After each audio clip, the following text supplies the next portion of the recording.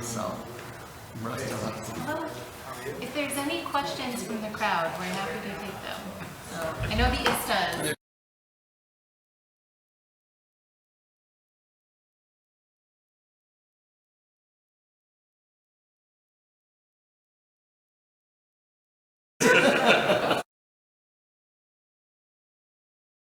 Is there, oh, right oh yeah, you have a special.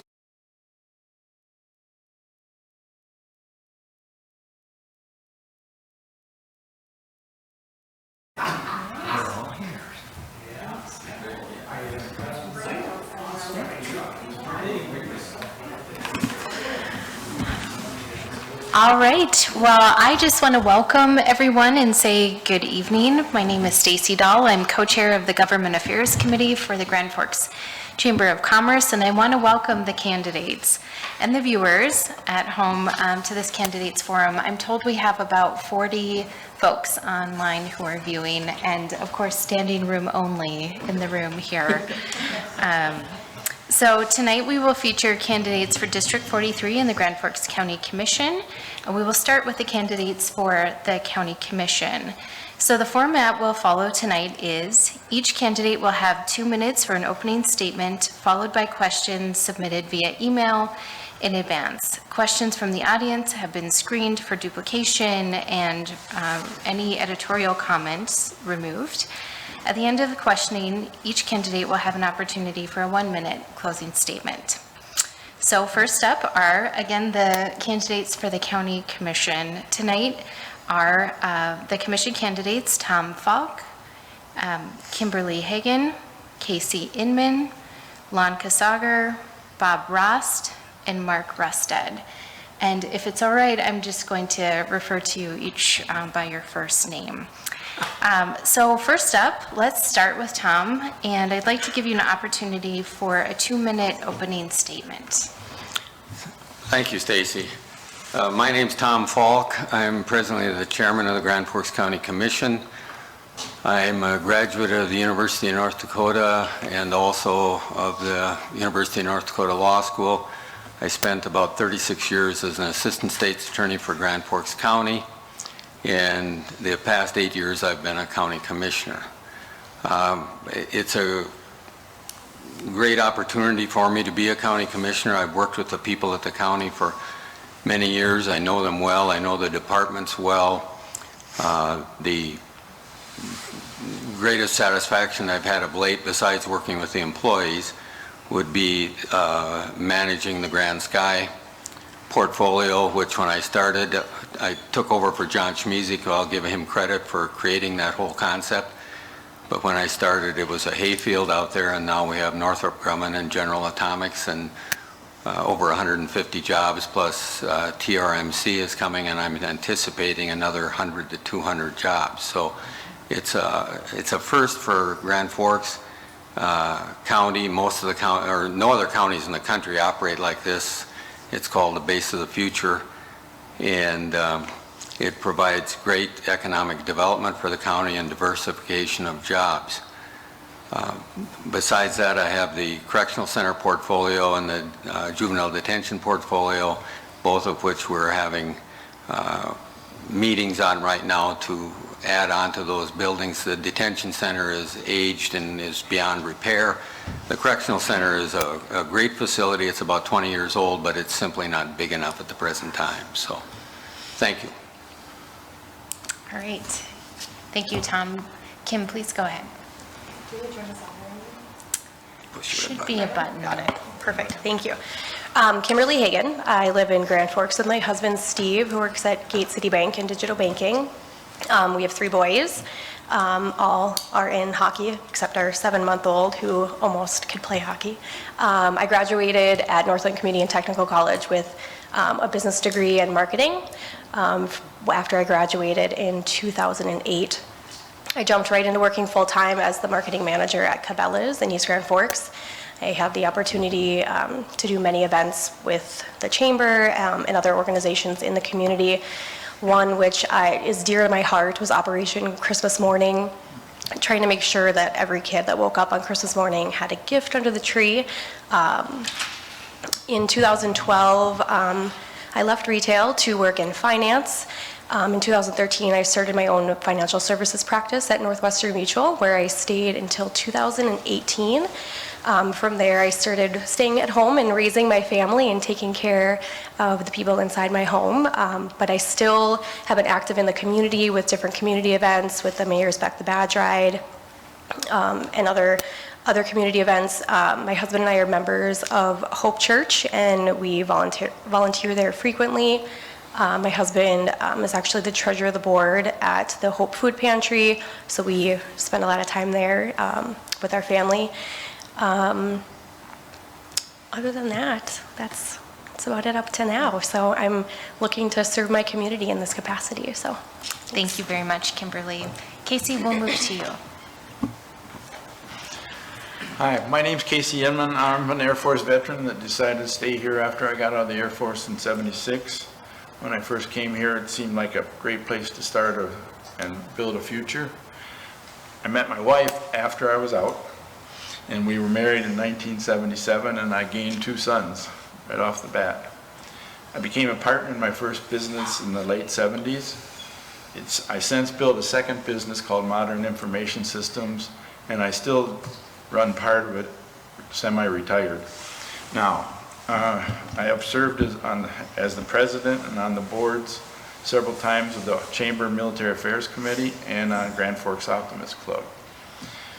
Presently, I'm on the Public Safety the Answering Point or 911 board and on the Law Enforcement Memorial Committee. The reason I'm running is I feel we need to add a business perspective to the County Commission. The first step to accessible business is good supply lines and infrastructure in place, and we are missing the mark. A third of the county minor culverts need to be replaced. Road conditions and bridges could use some work. We should not be using deferred maintenance as a accounting trick to prevent a balanced budget and while creating disaster in the future because of increased costs, and a solution can't be just taxes. I think I made it. Very good. Thank you very much, Casey. Lon, let's move to you. Hi, I'm Lon Kasager, and I'm a lifelong resident here in Grand Forks County. So I was born in Grand Forks and live in Grand Forks with my wife, Linda. We've been married over 40 years. We have 2 sons, 7 grandchildren, and 1 that's due any time. So that's kind of exciting news for us. I've owned several businesses in Grand Forks, worked in different aspects, sales. Years ago, had labor jobs and drove truck. Currently, I'm employed at a power sports dealership here in Grand Forks as their financial manager, and I've been there since 2008. I've served in some fraternal organizations in leadership roles, and have just finished my tenure as the volunteer campaign chairman for the Knights Templar Eye Foundation of the United States. Sat on the board of directors for the George Washington Masonic Memorial in Alexandria, Virginia, and have served locally here, the Masonic Building Corporation here in Grand Forks as past president. Again, with my financial experience and real life experiences, I feel that I can help this county commission move forward. And again, I believe a business background is a very important part. And thank you very much. Thank you very much, Lon. Bob, let's move to you. Hi, my name is Bob Rost. I am married.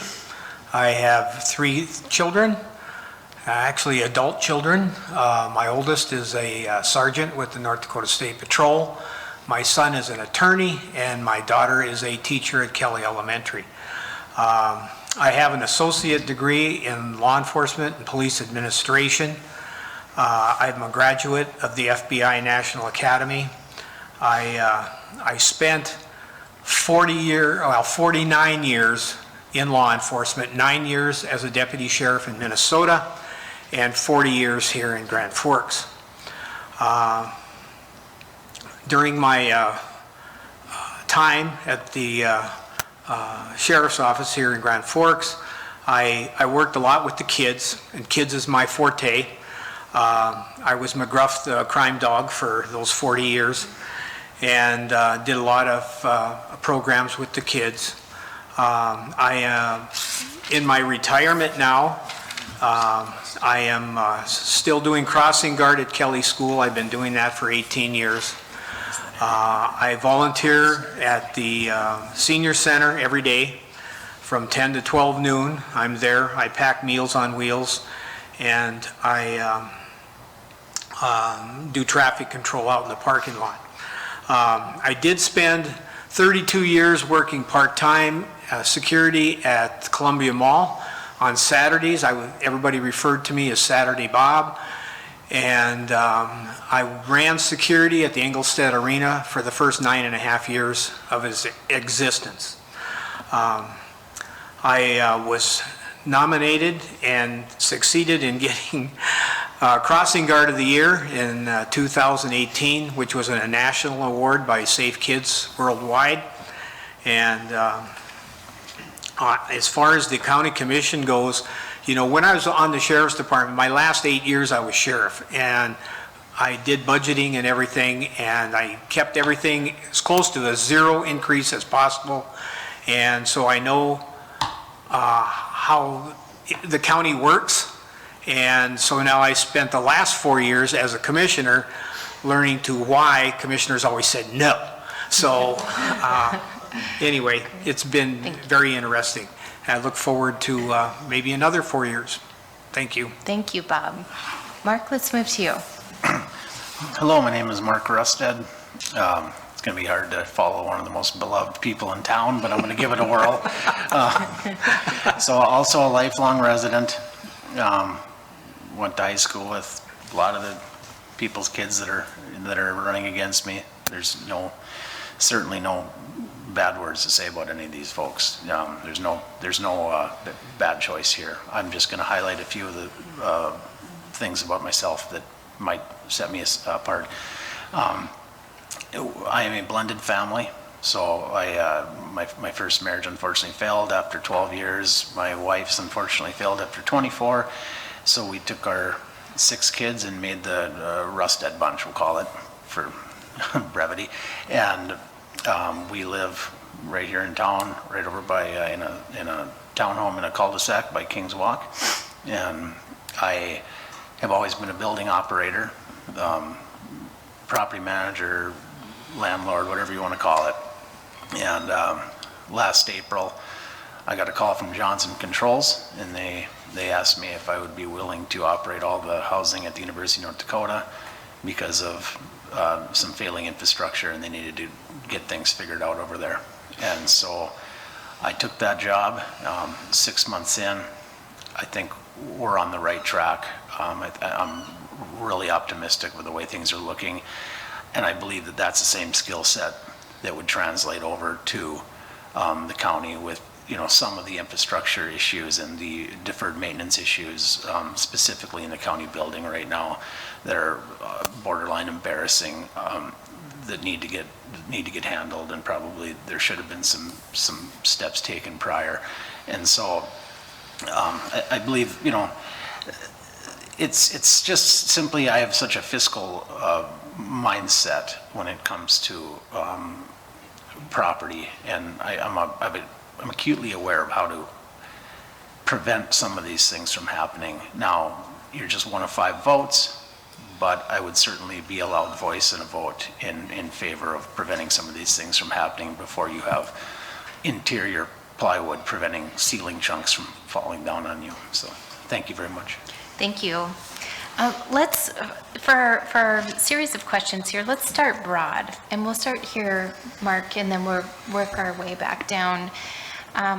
But what is the top issue facing the county, and what are 1 or 2 things you would do to address it? Well, in my opinion, the top issue always comes down to money and where it's being allocated.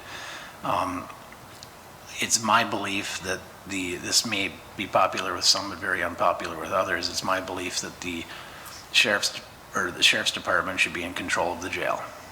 I believe that's a proven path and something that has worked for eternity. And so when there's dollars, when you're looking at a budget and you can see ways to trim,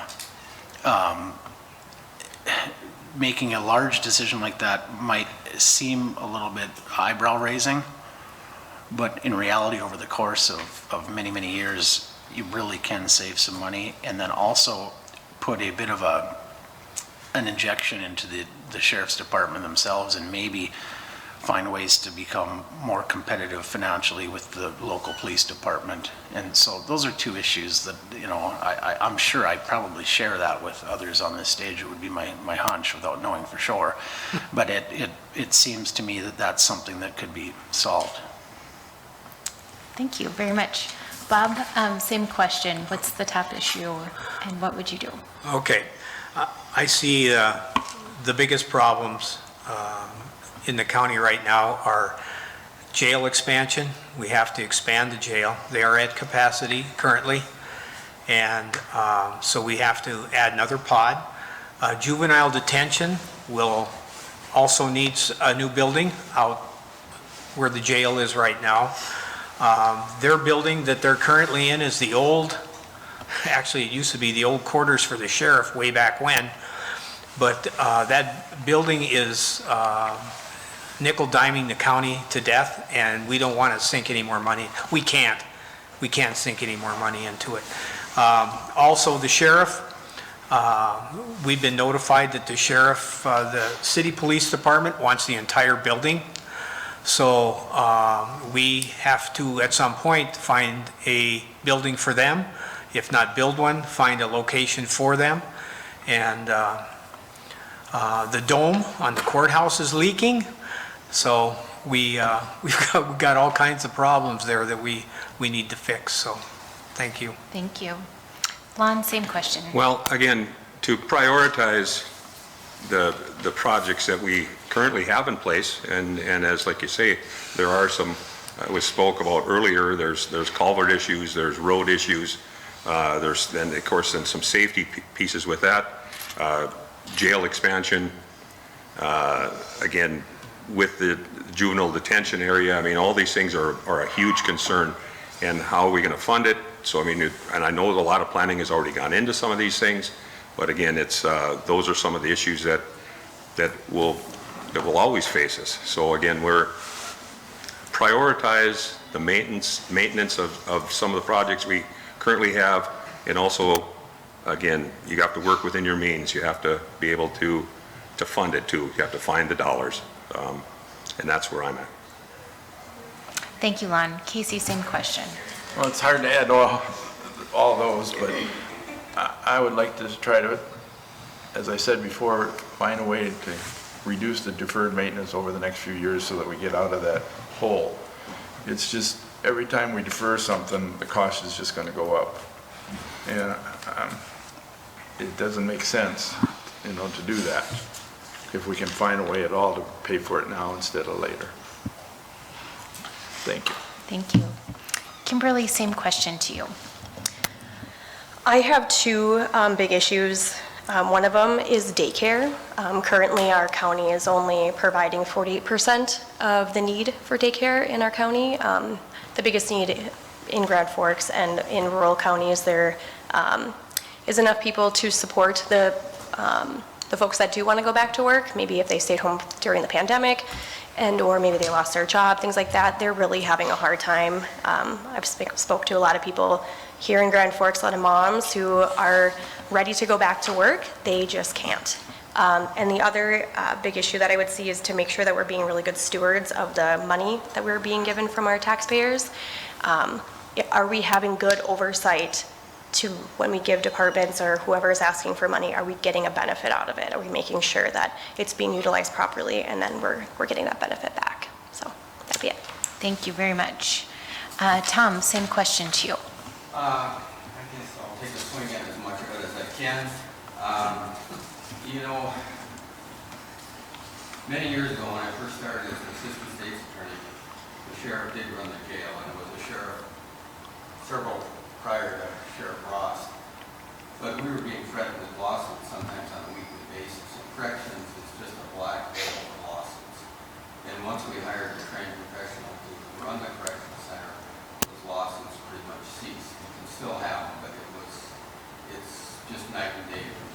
So, even if you have the sheriff in charge, it kind of depends on your sheriff.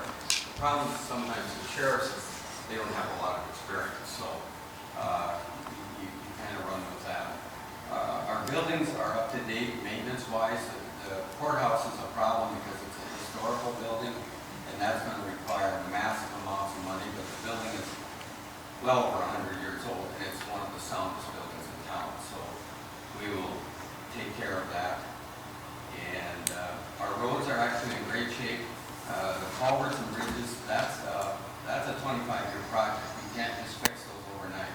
That's going to be millions and millions of dollars that you just have to keep rotating in every year, because each year, 1 or 2 or 3 or 4. Tom has his mic on, or he's not close enough.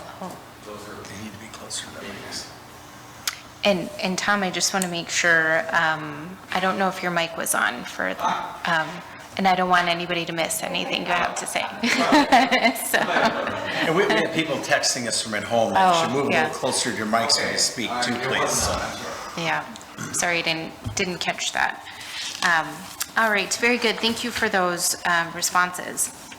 There are a couple of issues on the ballot in front of voters, and we're very interested in your individual thoughts and comments. So let me take them one by one. The Home Rule Charter is on the ballot, and I'd like your insight and your comments and your thoughts around whether that's a good proposition for the voters. So let's start with Bob, and then we'll work our way down to Tom, and then end back with Mark for this one. Okay, it's kind of odd. I'm on the committee for home rule, but it's something that we need very much. Home rule will allow us to establish our own constitution, to be able to establish ordinances and things that we haven't been able to do in the past. And the best part about home rule is there are 12 other counties in North Dakota that already have home rule. And they are making, they have a sales tax, and the sales tax is paying for expansion to Cass County, building the Burley County Correctional Center, and getting back to Cass County, the diversion also is involved with their tax. And we've been going around doing town hall meetings. Had one last night at Red River. We'll be having one Thursday in Larimore. And it's important to get the word out to the people. 60% of the money will go for our infrastructure, building our buildings that we currently have to do, the correctional center, juvenile detention. And then the 20% will go for property tax relief, 20% will go for roads, bridges, and culverts. So, all right. All right, thank you very much, Bob.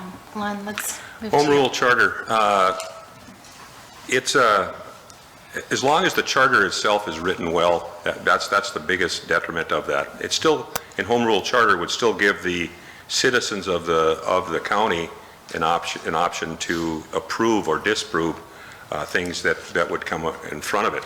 So I've read the charter that they have. The ballot is kind of, I shouldn't say confusing, but if one passes or doesn't pass, the other one couldn't pass. So because the tax is on that ballot as well. So it is going to be a little bit of a challenge to make sure that the voters understand that part. Again, it gives us an opportunity to look for some additional tax dollars. I think looking at the surveys that our county at this time, citizens are kind of about even. I mean, some are for it, some are against it. I just hope that when we get to that point, that they understand that. So. Very good, and we'll come back around and ask your perspective on the sales tax provision as well. So, Casey, let's go to you on the Home Rule Charter. Okay. Yeah, what they've said is true, that the Home Rule Charter does include those two things. It also is going to limit the number of terms a commissioner can have to 3, so that'll be max of 12 years we can serve. And it allows the county to adopt regulations and rules after 2 meetings to discuss them among the public. So that's the other 2 changes, big changes I know that home rule does. And I really believe in home rule. So. Thank you. Kimberly, your perspective. Mine's pretty easy. Most of the people that I've talked to about home rule aren't too fond of it, mostly because of the increase of taxes. And yes, the mill levies could go down, but there's nothing that would say that they wouldn't go back up. And in the environment that we're in right now, people are having a hard time putting food on the table and paying their rent and paying their mortgage, and they don't want to live in the fear that their taxes are going to go up again. So that's my perspective. So. All right, thank you very much. Tom, same question. Thank you. As Commissioner Ross indicated, he and I run the Home Rule Charter, and, you know, local control is a good thing. Almost all of the cities around this area have Home Rule Charters, including the city of Grand Forks, Larimore, Northwood. The 12 counties in the state, most of the large counties have all been in Home Rule. Cass County and Stutzman County are close to 30 years they've been in it. We've patterned our Home Rule Charter after Cass, Richland, and Burley County's Home Rule Charters. So they've stood the test of time, and I think it's a good charter. It allows for initiative, referendum, and ordinances. Right now we aren't able to do that. It keeps the state's attorney and the sheriff as elected. It really doesn't increase taxes. The only way it increases taxes is if the voters actually vote for it. Property taxes remain the same. The commission controls property taxes now. They still would under the mill levy. But any other taxes would have to be voted on and approved, and the same, if they were ended, they would be voted on also. So there's a sunset on everything. So, thank you. All right, thank you. Mark, down to you. I'm opposed. I don't think that we're in a climate that any sort of a tax increase is going to be helpful to the folks at home with their bank accounts. So as of right now, and I understand that home rule doesn't automatically mean tax increase, but my stance is very, very simple. I'm opposed. All right, thank you very much. All right, so directly on the question of the sales tax, Lon, I think did I start with you? I started with Bob. All right, so Lon, let's start with you on the half-cent sales tax, your opinion and whether you... Well, again, as we all, I believe we would agree that it would develop some revenue that could be used. It would defer some of the mills, and of course would change the overall property tax. All those things are true. Again, is the economic climate in Grand Forks County ready to take on that extra tax? Again, I've talked with people, and they're about a split. Personally, I would say that we're not ready for additional taxes. So I have to probably agree with Mark and Kim on that as well. So it's maybe not the right time. I mean, I think it will happen, but maybe not this time. All right, thank you very much, Lon. Casey, same question. Okay, the home rule and the taxes are 2 different ballot issues, just so that's clear. The home rule, I think people aren't quite looking at it right. I don't think it raises taxes, because 60% of it is going to eliminate the 7 mills that just got added to your taxes, so that'll come off next year. 20% of it is going to be used directly to reduce property taxes.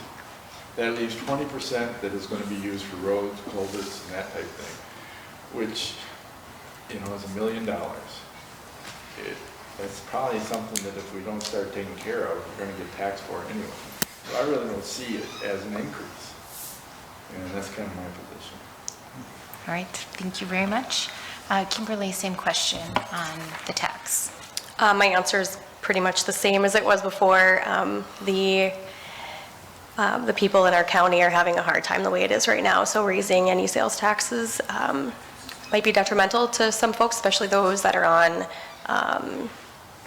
incomes that can't go up, people on Social Security, things like that. I know that it does take the mill levies off, but there's nothing that, in 5-6 years can't bring them back up. So that's my fear, and I know that's a fear of a lot of the people that I've spoke to, so. Okay, thank you, Kimberly. Tom, same question.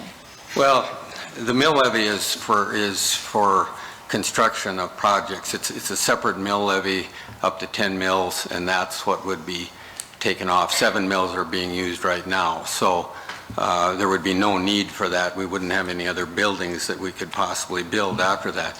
It really gives the people a choice between property tax increase, which unfortunately we had to do to build that correctional center up, and the detention center. That would take 7 mills off. It may not be for everyone. What we said is it's giving voters a choice. Some people would rather pay the sales tax. Now, I traveled because of family to Fargo, Bismarck, and Williston. I pay sales tax in all 3 of those counties, building brand-new correctional centers. Our city is full of visitors on weekends and during the week, and they pay nothing on that facility. And as a former prosecutor, we have a lot of people that I've prosecuted from outside this community that are kept in that facility at our people or our taxpayers' expenses. So, thank you. All right, thank you very much. Mark, let's go to you on the same question. So when it comes to the sales tax, my understanding is that largely it's because of the need at the jail. What I would really like to see happen first is that we shed the COVID distancing and see if we still have a capacity issue, because we're the only jail in the state still practicing it, and I don't understand why we're still doing it. And I'd like to see how many more inmates could be added to determine whether we actually need an expansion or not prior to that. But I'll go back to basically the same thing I said with the home rule. I'm opposed. I've got the budget sitting at home on my desk, the county budget, and I don't see a lack of funds there. Thank you. Bob, same question. Okay, half mill sales tax will generate $5 million, and that money, 60% goes for the buildings, 20% for property tax relief, and 20% for roads, bridges, and culverts. Now, I see what's going on in all these other communities with their sales tax. Now, we're talking a half-cent sales tax. And the things that can be done and have been done in all those other communities by people coming in and shopping and staying in motels and going to the Alaris for concerts and let everybody pay for it. And that way we don't have to raise the mill levies, because we have no choice. If we can't get and generate a half-cent sales tax, we have no choice but to raise mill levies. Okay, thank you very much. So property taxes was mentioned several times, and I just wanted to give each of the candidates 2 minutes to better elaborate on your position of where the county is on property taxes and your vision going forward. So Casey, let's start with you on this question. Well, property taxes, I mean, they're kind of a fact of life. We don't have much choice in them. And I don't know enough about the county right at this point to say whether they're too much or too little, but I don't see anything. I see they have a fairly large reserve in the county. But other than that, we can't, until I get into the numbers a lot better than I can as a citizen, I really can't say if it's too much or too little. And that's, I just don't feel comfortable saying yay or nay until I know more. Okay, thank you. Kimberly, same question. Where are we today, and what's your vision of where the county needs to go? Well, like Casey had said, the property taxes are part of life, and that's what happens when you buy property in the county. The one thing that I think we could do better after reviewing our budget is oversight of where we're putting the money. And are we going back to see, are those funds being utilized properly? Are we going to the department heads and making sure that we're getting what we were told the services provided that we are paying for. I just think that, if elected, being able to look at that budget a little bit closer and being able to ask those questions to see, do we need to have property taxes where they are? Can we lower them? Can we do anything better to slim things in our budget or decrease things when, people come asking for money? So I just think that we could just be really good stewards of the taxes that we're getting now. Thank you. Tom, same question. Thank you. I've worked for county commissions for 36 years and been on them. Every one of them does their level best to keep taxes down. They cut as much as they possibly can. And that's true with this commission. It's been a very responsible commission. The biggest problem is that everybody wants services, and they don't want to cut their services. And in order to do that, we have to pay salaries. Most of our budget is salaries.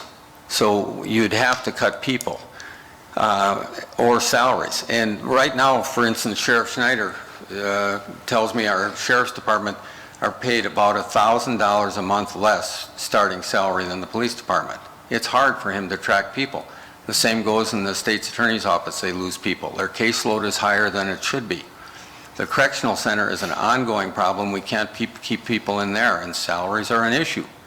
So the argument of cutting just isn't going to solve it, because you're going to have to fix this to keep these people in their jobs. The reserve, we do carry a fairly good reserve, but you need that for emergencies, and you also need it at the start of the year when you don't have tax revenue coming in until it's paid in February, April, or whenever people actually pay that. And so and maybe our emergency reserve might be a little high, but all I would do is maybe take 1 year, it would take $1 million out of it, and it would be gone, and then that's the end of that.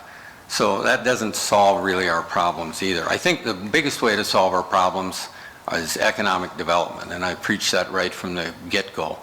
We have to develop more companies that bring in employees that buy houses, and the companies pay taxes, the people pay homeowners taxes. We could have 5,000 more people in this community and probably not have to increase a whole lot most of our departments. We could tolerate it, but that tax dollars would help solve our problems.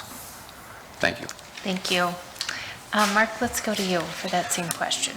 Well, I wholeheartedly agree with Mr. Falk on the economic development piece of it. That's absolutely, I mean, you need more money, that's where it's at when it comes to property tax. I guess another thing I would look at from a property tax standpoint would be, I don't believe at a certain age that senior citizens ought to realize the same increases that others do, especially if, and the reason being is because of their oftentimes limited incomes, and they really want to stay in their homes. And so I think that whether this board even has the ability to do something like that or not, maybe it should be a state, maybe this is for the next group coming up, but there should be something to help these folks out so they don't feel like they're being taxed out of their homes.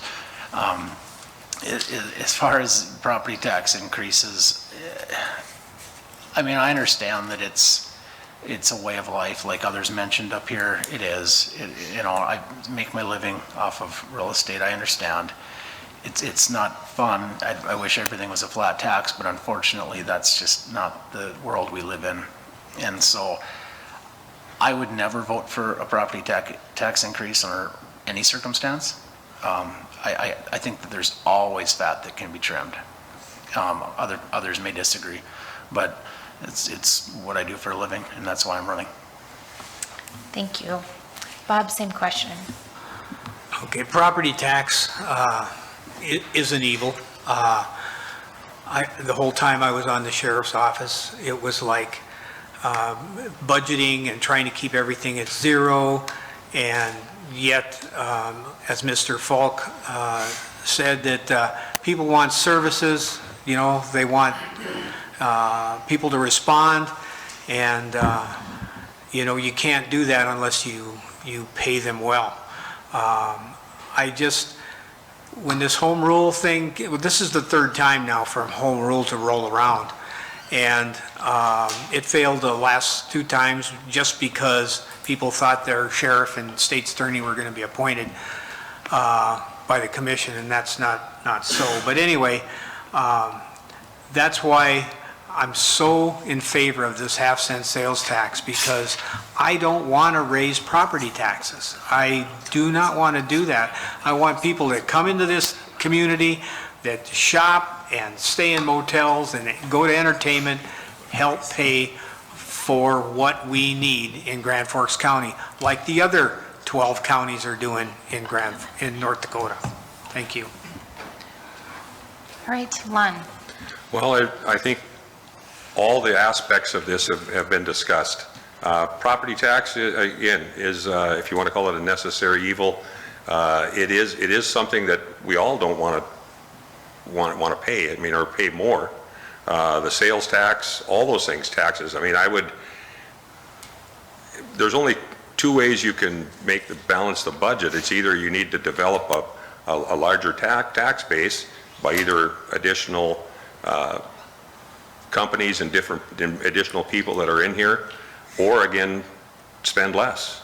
Either got to develop more or spend less. And again, the property tax is probably inevitable that it will need to go up some.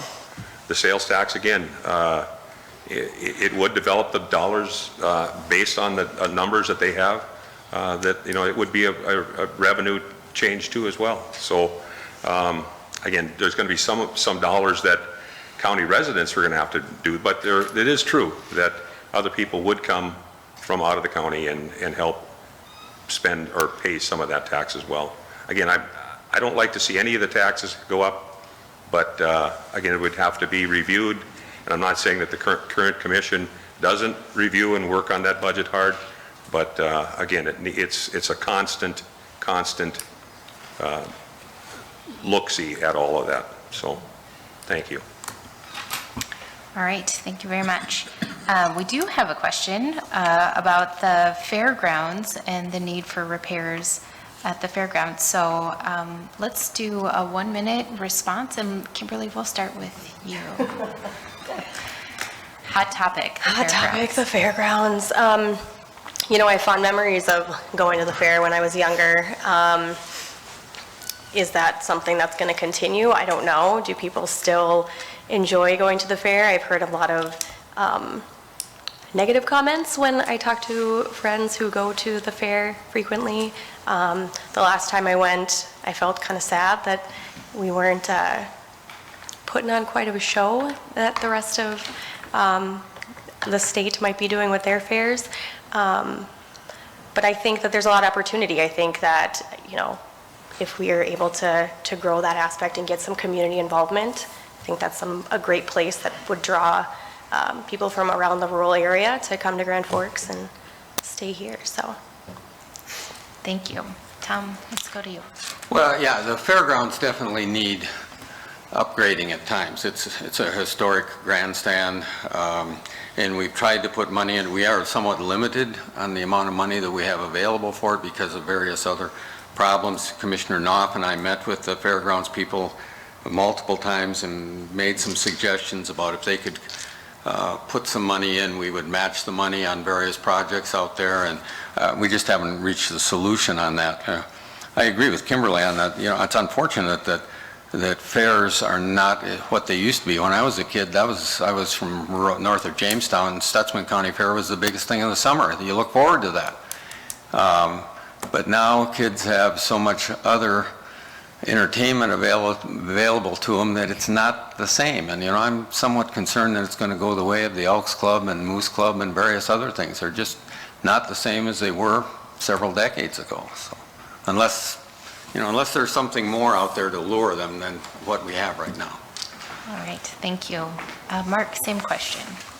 I guess I would mostly defer to the 2 fellows that are currently serving on the fairgrounds, because I'm not entirely sure what's wrong with it. So for me to speak on it would just be irresponsible. All right, thank you. Bob, go ahead. Okay, Well, I'm on the Fair Board. That's one of my portfolios with the County Commission. And yes, the main grandstand does have some issues.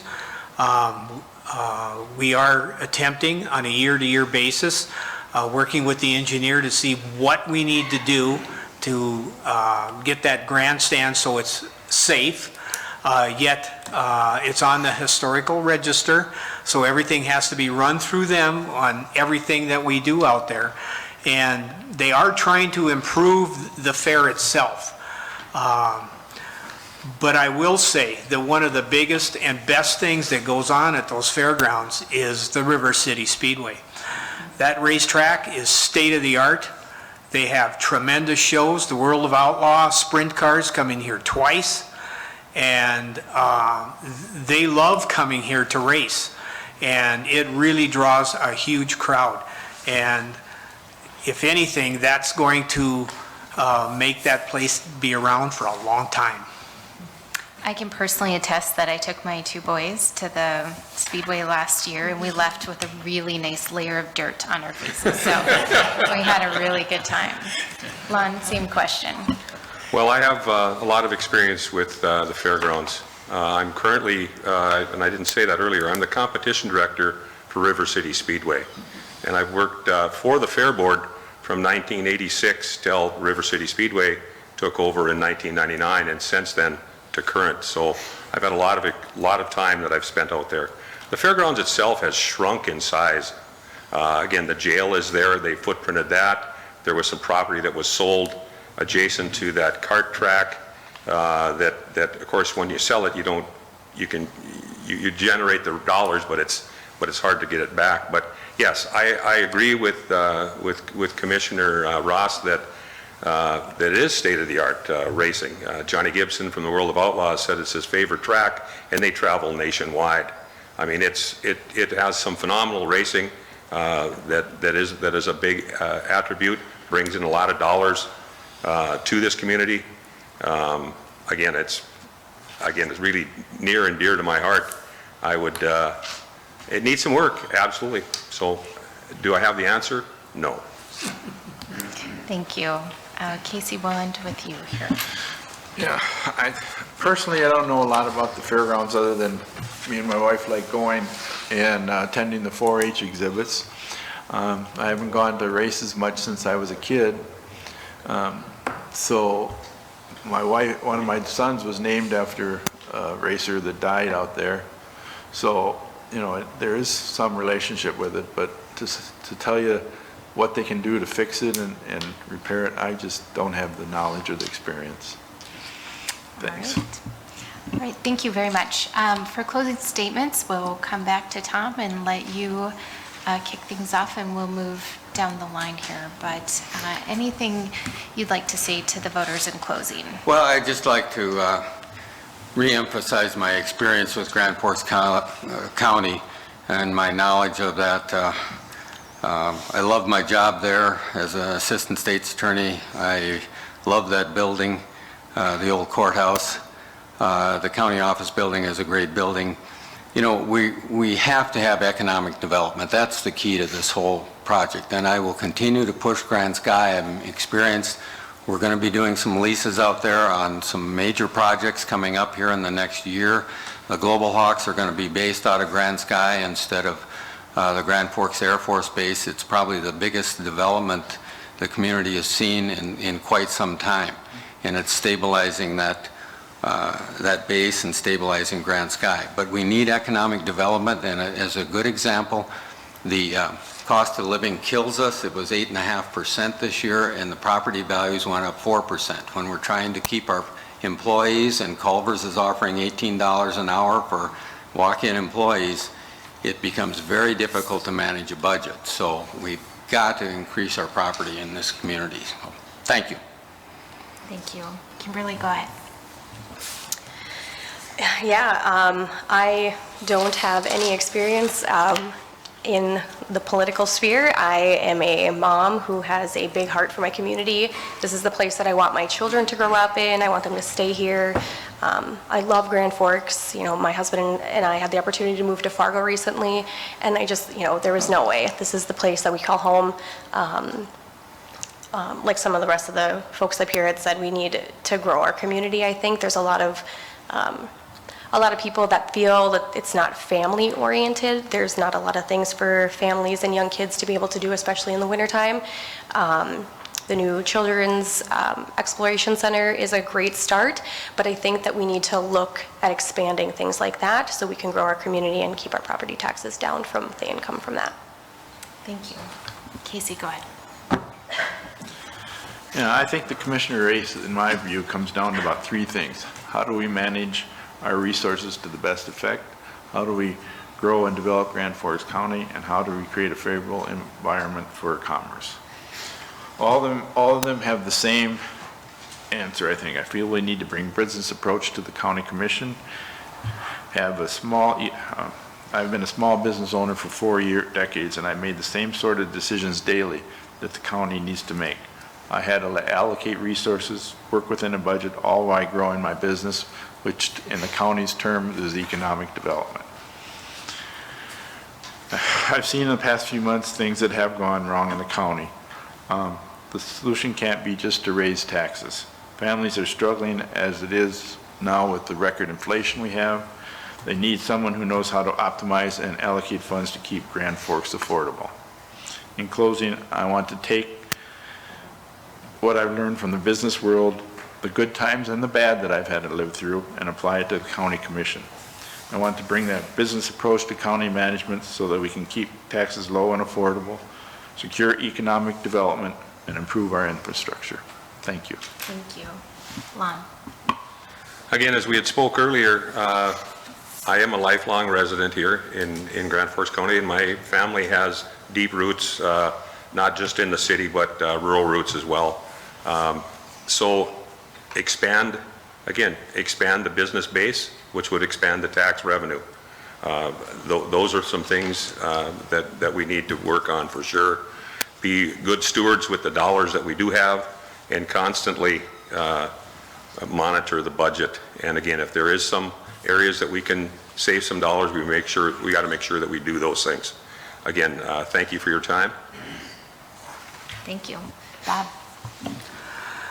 Well, I would like to think that the 44 years I've been in Grand Forks County are important. I learned a lot over the years. I worked my way all the way up through the sheriff's office, dealing with budgets and dollars and trying to be as conservative as possible and still provide the services that are required.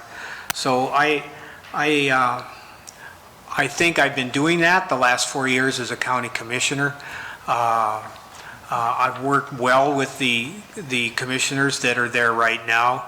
I think we're all being responsible to the taxpayers, trying to do what we can do to save them dollars. And I want to thank you for the opportunity to come and speak. Thank you. Thank you. And Mark. Well, I'll shut this party down. Thank you to Barry and the chamber for hosting, and everyone that sat through this. It was kind of fun to get to talk about some issues. I mean, I'm pretty clear. I don't believe I minced words. I'm not for the tax increase. I'm not for the home rule charter. I'm for right sizing, and so.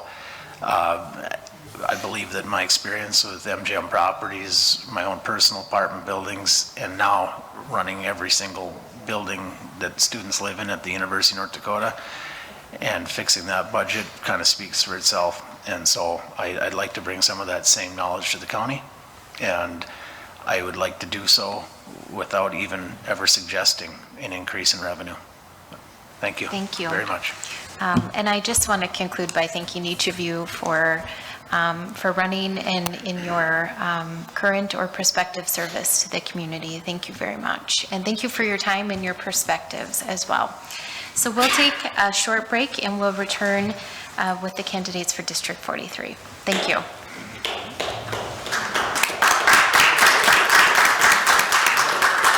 Good job.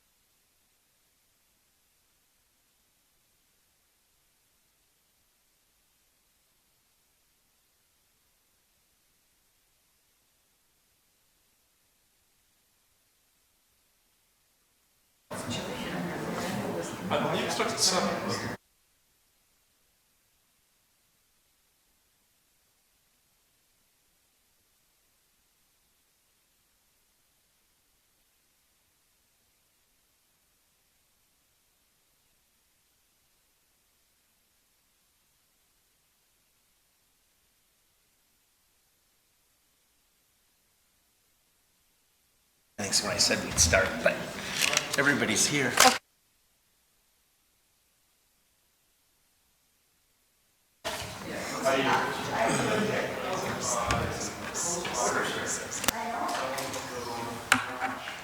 Janelle, you're right there. Good. Zach, you're in your right spot. Ethan, you're good.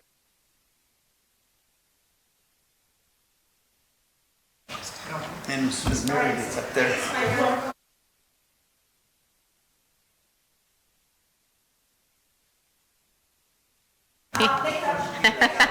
Hey, come here. People, I need my people.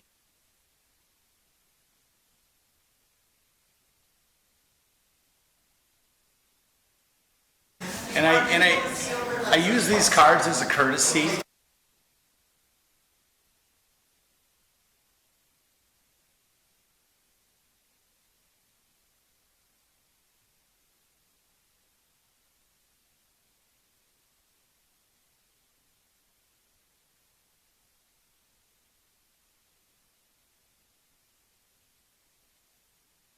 Desk. Yeah, I'd say as close to 8 as we can. Okay.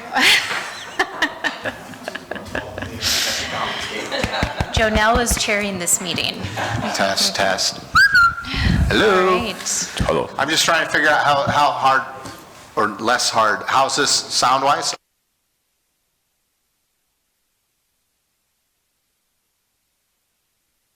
Yeah. All right, very good. Well, we have a number of folks online viewing this forum tonight, so we want to welcome everyone back. We're moving on to the candidates for District 43 here in Grand Forks. So the ground rules are, each candidate will have 2 minutes for an opening statement, followed by questions submitted via email in advance. Questions have been screened for duplication and removed of any editorial comment. At the end of the questioning, each candidate will have an opportunity for a 1-minute closing statement. With us tonight are District 43 House and Senate candidates. For Senate, we have Jonelle Bakke and Jeff Barta. Jeff is unable to participate tonight because of a prior engagement. And for the House, we have Mary Adams, Ethan Harsel, Zach Ista, and Eric Murphy. So welcome to all of you. Thank you very much for joining us. So we're going to give you an opportunity to do a 2-minute opening statement. When I've done these in the past, I've always debated of whether to refer to people through their official titles, but because it's Grand Forks and we all know each other very well, I'll just call you by your first names, if that's okay. So Jonelle, we'll start with you, and then we'll move down the line. So please go ahead. Okay. First of all, I want to begin by thanking the Chamber for the opportunity to address the voters in District 43 and the entire community of Grand Forks. I've been honored to serve in the North Dakota Senate for 8 years and would love the opportunity to continue the work I've started.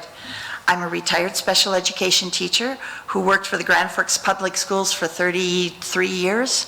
My husband Greg and I have been married for 50 and have 4 grown children and 6 grandchildren, all currently living in North Dakota. My husband and I chose to raise our family in Grand Forks because after attending UND, we felt Grand Forks was a perfect community to raise our children and grandchildren. My husband and I have been foster parents for 12 years with Grand Forks County, and we're blessed to have 36 children pass through our home during that time. I've trained foster and adoptive parents for the county and have worked with parents who struggle with parenting skills. As a legislator in my first session, I sponsored a bill that established a full-day, fully funded kindergarten in the state of North Dakota. And recently, I was selected to serve on the Juvenile Justice Advisory Committee and was one of 2 senators who worked on a bill draft for the redesign of the juvenile justice system in the state. This has not been revised for over 35 years. I represented the Senate on the Governor's Youth Commission and currently serve on the Brain Injury Advisory Committee and the K-12 Education Commission, as well as the Grand Forks County Zone Advisory Board and the ERIA Now Board of Directors. As a member of this community, I've given my time and energy to activities that I felt would help the people of this community. I served as the president of the Grand Forks Education Association, established a district-wide mentoring program for new teachers and a resident teacher program at UND, supervised student teachers, and was appointed to the district post-flood committee by Dr. Sanford to establish a plan of recovery after the flood of '97. I've served on numerous other committees and boards over the years. All of these experiences have provided me the skills that have helped me with my work in the legislature. Again, thank you for this opportunity, and I look forward to the discussion we'll be having this evening. Thank you. Thank you. Eric, moving to you. Yes, hi, I'm Eric Murphy, and I am a faculty member at the University of North Dakota School of Medicine and Health Sciences, as well as a small business owner. We own Cramp Aid here in town. And I also serve as chairman of the board and a vice president of a company called Agrigen in Helsinki, Finland. And so I bring an interesting mix to the table. I bring a mix of both higher education and I bring a mix of business to the table. And that's an experience that I think is important. But if we look at my service in the community, I spent 2 years on the State Board of Higher Education as a faculty member. And one of the things I did there was facilitate compromise. I took difficult situations and tried to distill it down and ultimately get to resolution and help the board reach the most, well, ideally the best solution for the problem. And as a fiduciary, I understood my responsibility on the State Board of Higher Education to be the fiduciary for 11 institutions of higher education, which is difficult because they're all disparate in what they need, their needs and requirements. So I understand higher education in the state and how higher education functions. Serving on the, as the president of Council of College Faculties, I spent a very desperate year when we were cutting higher education budgets and working with faculty. For instance, I went to Dickinson and had to speak with the faculty on, what are the impacts of these budget cuts and what does it mean to Dickinson State as well as the faculty. And I had to actually handle quite a few difficult situations to try to navigate those waters, which were very, very tumultuous. So the bottom line is I bring in this unique mix of both higher education experience in the state, in higher education, as well as business to the table. And, really focused on being somebody who works for compromise. I believe we need to work together to find the best solutions for the problems that affect not only our community, but our district, as well as the state. It's our responsibility to our constituents, whether they're Democrat or Republican or independent, to serve them as their representative in Bismarck. And I plan on doing that if permitted to do so and elected by the folks that are watching and other folks in our district. Thank you so much. Thank you very much. Zach, to you. Thank you, Stacy and Barry, those of you joining us here and watching at home. I'm State Representative Zach Ista, and in my career I've been lucky enough to have a lot of great experiences. I've represented working men and women that fought for better safety at the job. I represented the United States Department of Homeland Security in its mission to protect and defend our great nation. And now, as a Grand Forks County prosecutor, I work to protect our community from crime and to keep children safe from abuse and neglect in their home. But even among all those experiences, serving as your state representative in the legislature stands out as the highlight of my career. It's really hard to overstate what an honor it is to go to work for you at the Capitol in Bismarck. And as I've gotten to know more and more neighbors, as I've been out campaigning, knocking on over 3,000 doors here in the district, the top question I always get is, why? Why am I running for re-election? And for me, that answer is pretty easy. My wife, Leah, and I, we're raising a toddler and an infant at home. And that's brought right into our living room those issues that keep Grand Forks families up at night. And I'm running to tackle those issues head on, because I think every North Dakota family deserves an opportunity to achieve its own version of the American dream. And this year that means fighting for things like access to affordable child care, fully funding our top-notch public schools, tackling those high costs that we see at gas stations and grocery stores, protecting reproductive freedom and healthcare privacy, and making sure we keep our community safe. And as I've served as a legislator, I found the best way to do all of that is to listen. First to your constituents, but also to your colleagues out in Bismarck, to find that common ground that helps us tackle the big, important issues facing North Dakota. So I'm happy to work with anyone from any party on solutions that move our state forward. I think the voters here in District 33 demand and deserve absolutely nothing less than that. So if I'm reelected to the House, I'll continue to bring balance and experience and leadership back to Bismarck, and that's exactly why I'm running to continue representing my neighbors. Thank you very much. Ethan, to you. Hi, I would also like to add my words of thanks to Stacy and Barry. I appreciate you putting on this forum. I'm Ethan Harsel, and I'm a student at the University of North Dakota. I'm studying commercial aviation and UAS. I'm also an active member of Delta Tau Delta fraternity, and I've served many different leadership roles in the fraternity. I've been the FAR coordinator, and I've also done things with JDRF. I think it's important that we focus on education, healthcare, and economy. We need to build a culture of excellence in our education system. Not many people are happy the way our education system is going. In healthcare, we need to ensure access, because success is access. And economy, we need to build our citizens need to be able to build our own. Also going back, I forgot to mention I was also an Eagle Scout, and despite being extremely young, I've served many leadership roles. And I'd like to thank you. All right, thank you very much. Mary. Good evening. I too want to thank Stacy, Barry, and the Chamber for hosting this forum. It's been 4 years since I've been here, so I've had a lot of time to think about stuff. I want to say my name's Mary Adams, and I've been a lifelong resident of Grand Forks, and hopefully there'll be quite a few more years that way. Stephen, my husband Steve and I, and I'm doing a little shout out here. It's his birthday today. So, but I picked you guys over him, so what can I say? Anyway, we've been here, we're married here, we met here, we married here, we raised our children here, we cared for our parents here, and we plan to retire here. The best place in the world, Grand Forks, North Dakota. I've had a couple jobs, just regular jobs. I worked retail, and now I'm a realtor, so stayed home part-time, took care of the children. I also have many interests and a lot of hobbies.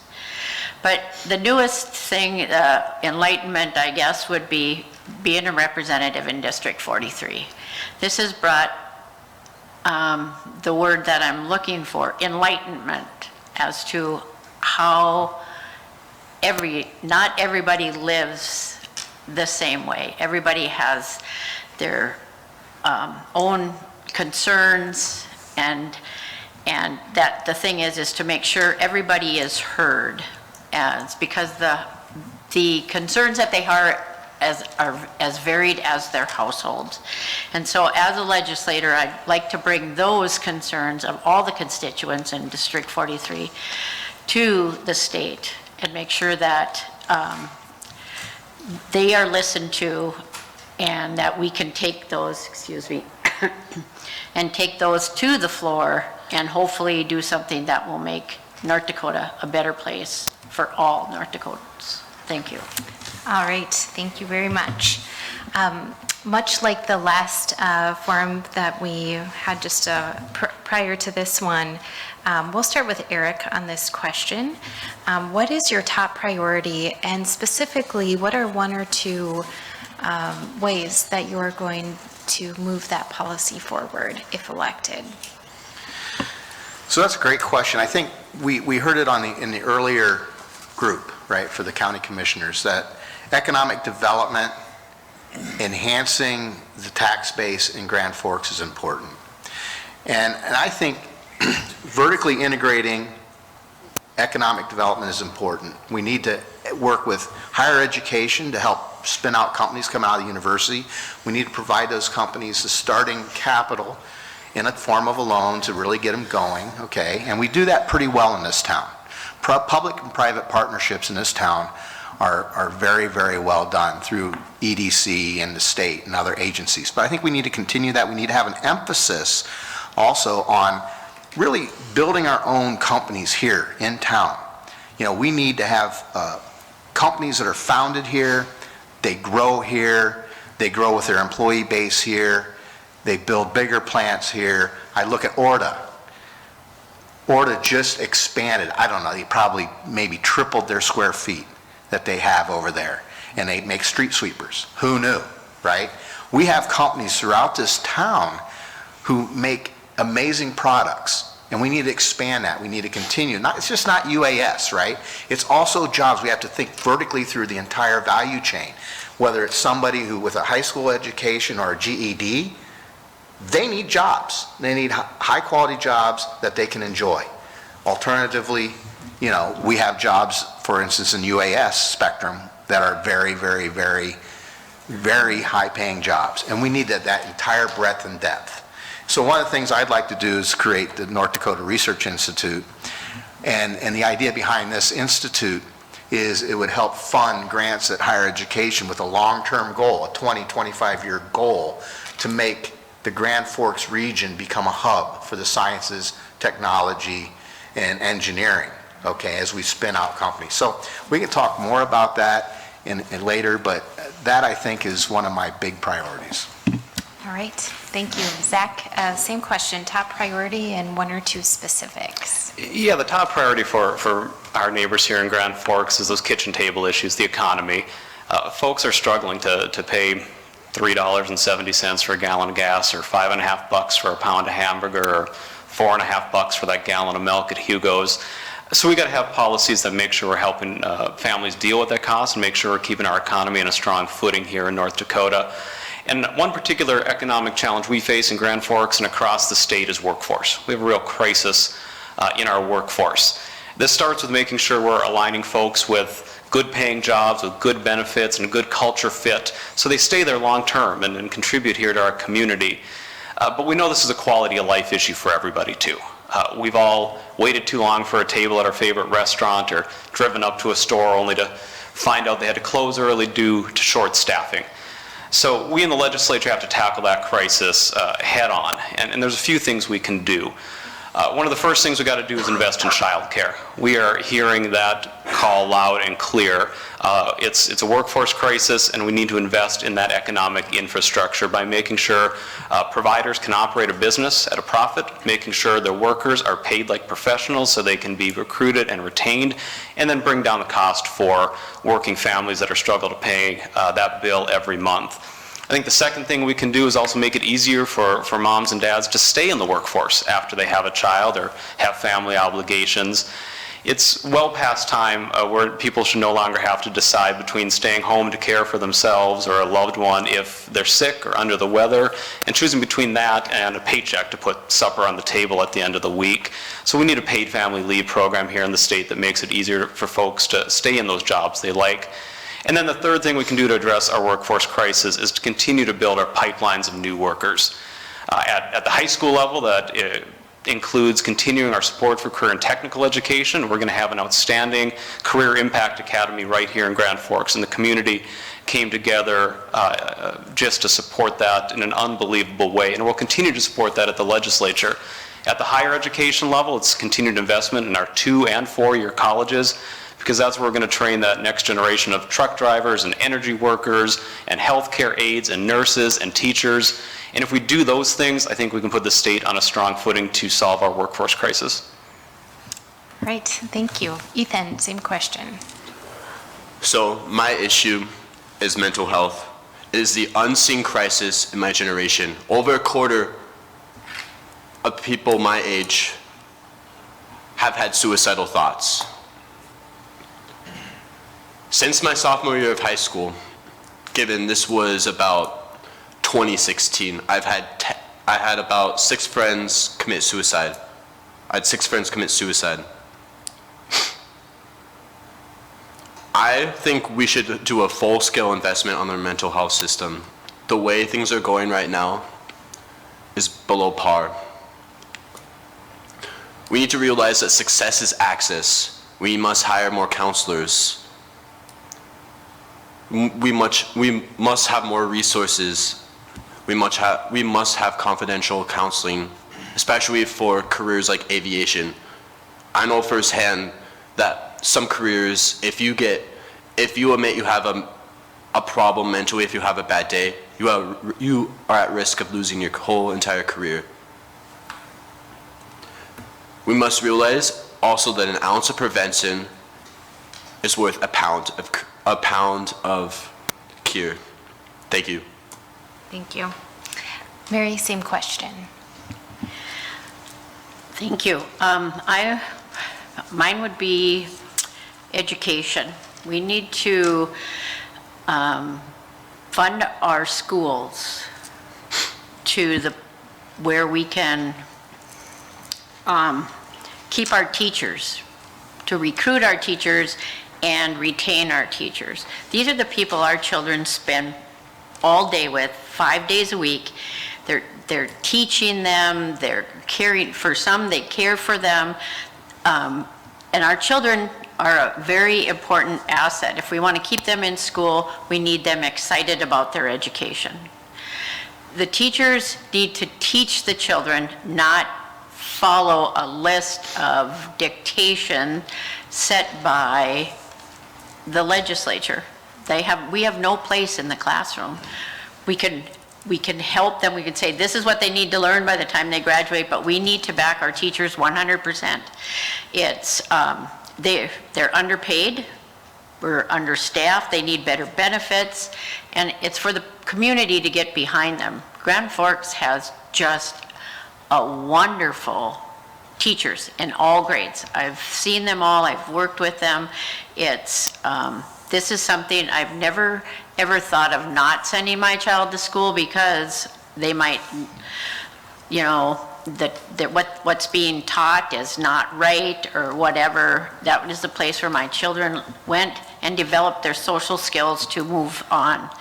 So we need to stand behind our educators here in Grand Forks and the people who do the teaching. Thank you. Thank you. Jonelle, same question. Well, it's kind of hard to be at the end of this because I would like to say ditto to a lot of what was said. Childcare, mental health, workforce, economic development, all of these, education. But the one issue that I've been working on during the interim and that I feel very passionate about right now is pre-K. We are one of 6 states that does not have state-funded preschool. We are hearing in the legislature, we're hearing that the kids' behaviors are out of control. Kids are coming unprepared, that they're having all these difficulties.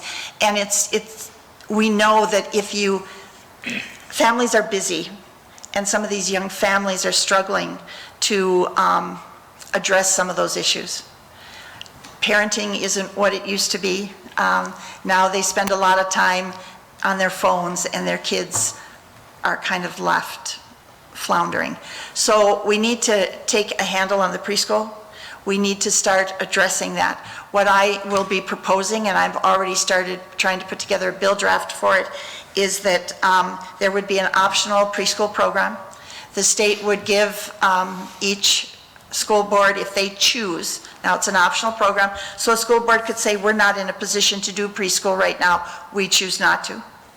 But if a district wants to do it, they would get so much money per student. They would have to have the child in school for 60 days. Now that could be part-time or full-time, but for 60 days.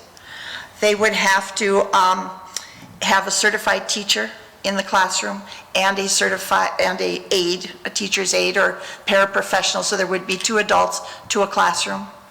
And they could choose as a community whether they want to do that for 3 and 4-year-olds or just 4-year-olds, and how they want to design that program. There are some very successful pre-K programs that are half-day, some that are full-day, some that are 3 days a week, some that are 4 days a week. That is something that can be decided at that community level and that school district level. So that's the one thing that I would like to address is preschool. I think it's long overdue in the state of North Dakota, and I think it's time that we start taking the responsibility that we need to for that area. All right, thank you very much. Zach, we'll start with you on this question. The state is expected to have quite a large surplus going into the next biennium.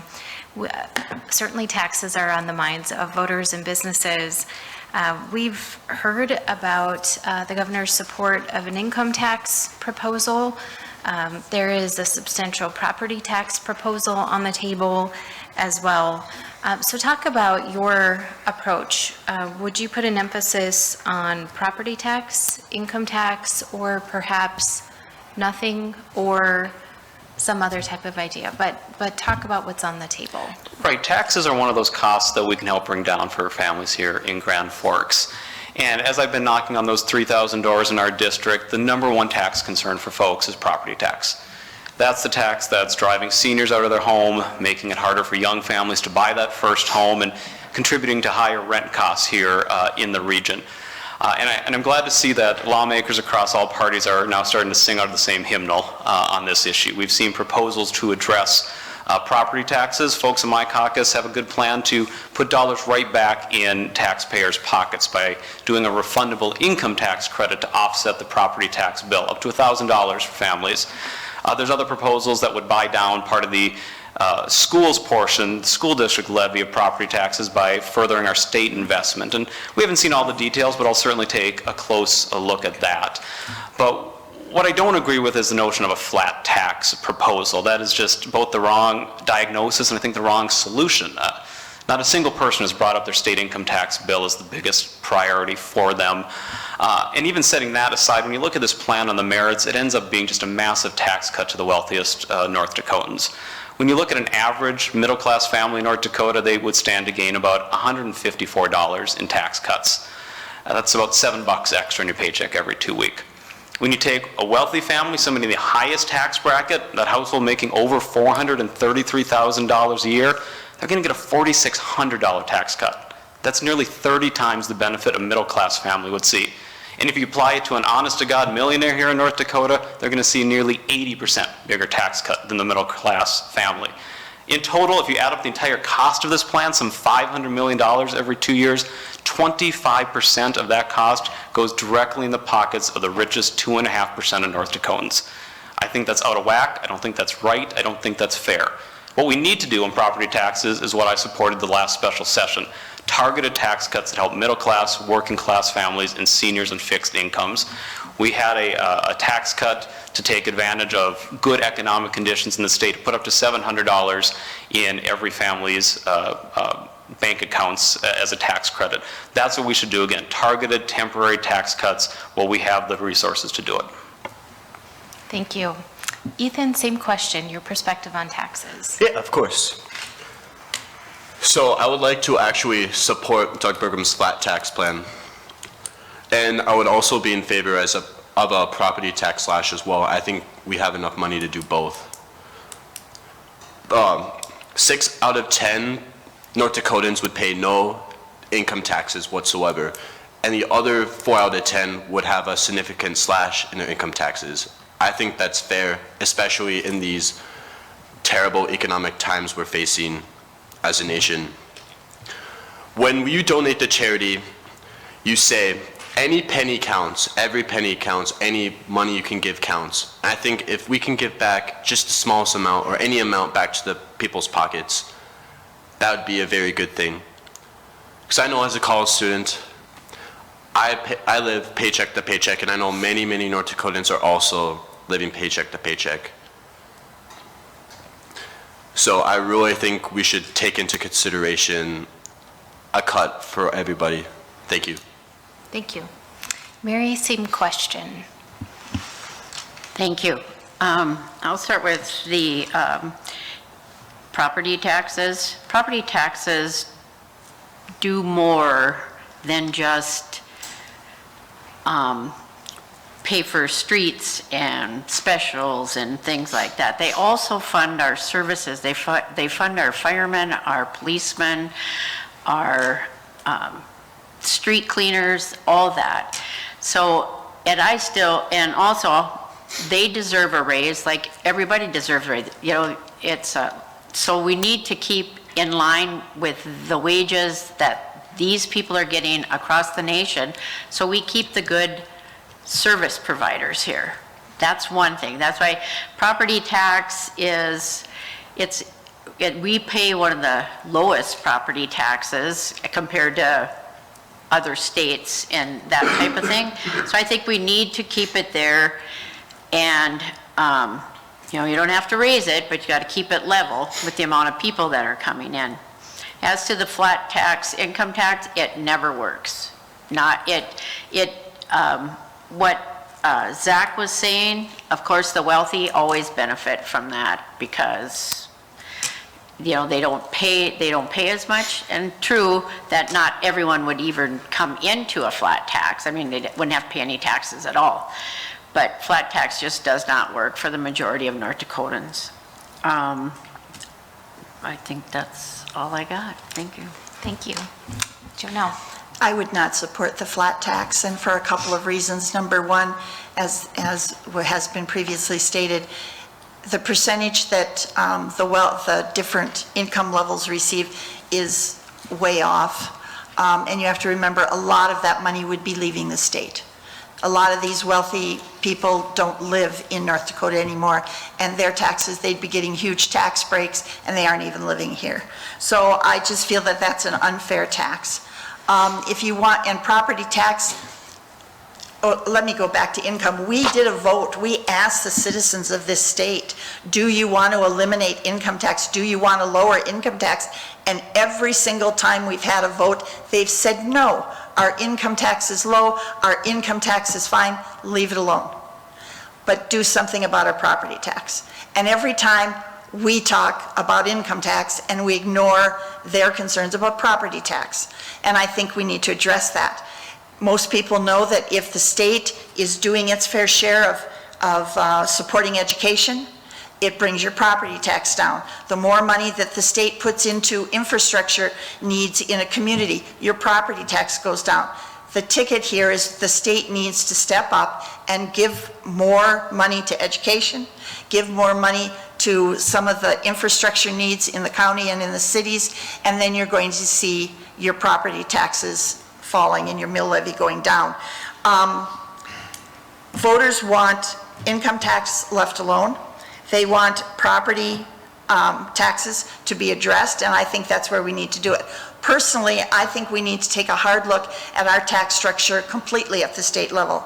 We need to sit down, we need to look at all aspects of our tax, and where are we doing the best job of our tax base? And what do we need to do to make it fair, to make it more workable, and to generate the income that we need?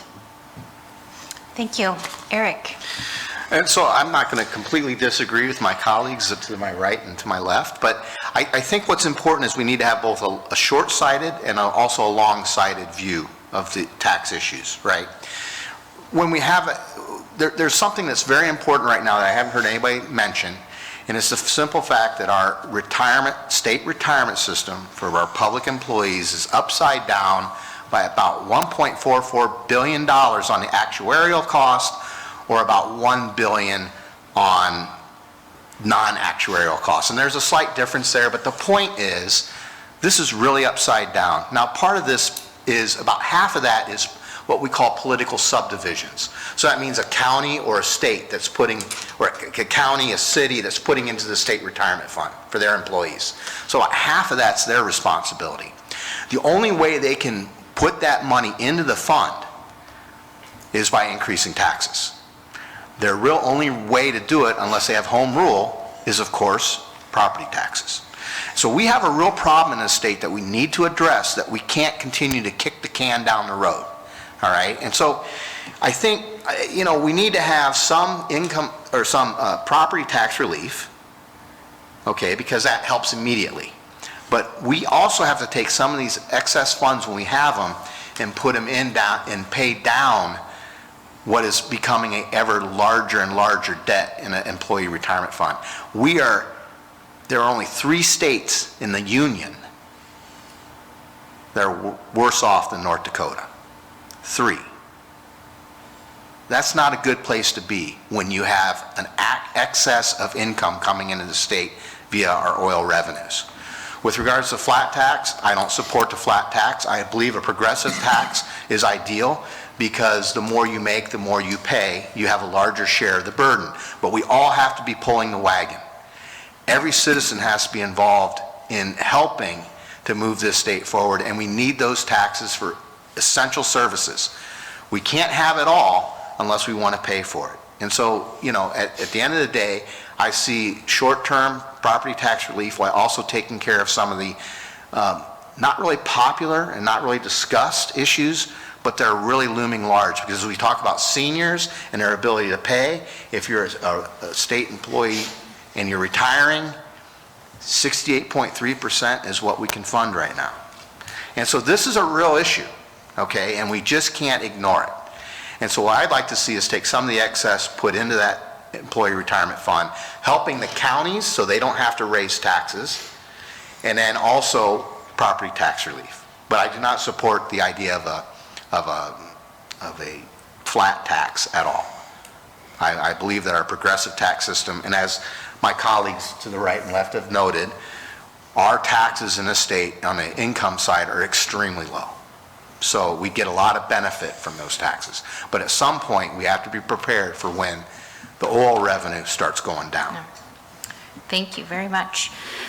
Shifting gears, there's 2 hot button items on the ballot this year in front of voters, and I think constituents would be very curious about your positions on those 2 items, one being recreational marijuana, the other is term limits. And so your comments on both of those items. Ethan, we'll start with you.